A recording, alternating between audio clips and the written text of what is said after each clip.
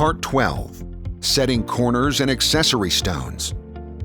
As you prepare to set manufactured stone veneer corners, you will notice that outside corner products have a long and short leg to provide the best finished appearance for your project. These should be alternated as you work your way up the wall.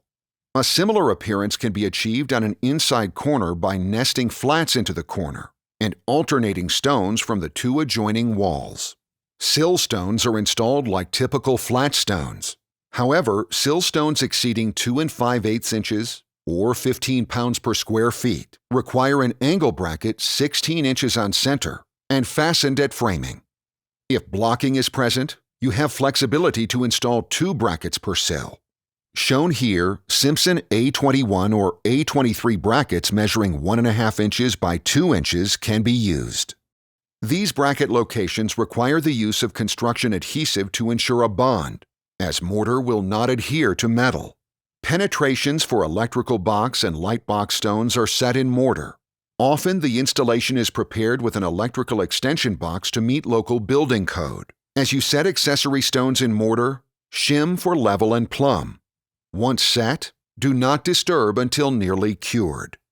Hearth stones will be set on a full setting bed of mortar over a prepared surface.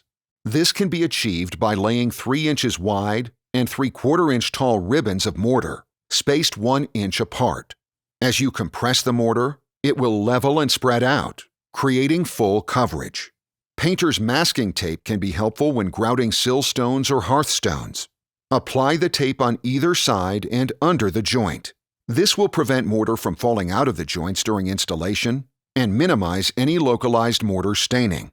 When mortar has become crumbly, tool it to match the rest of the installation. Allow to cure a bit longer, and when crumbly again, brush the mortar joints clean. Thank you for watching.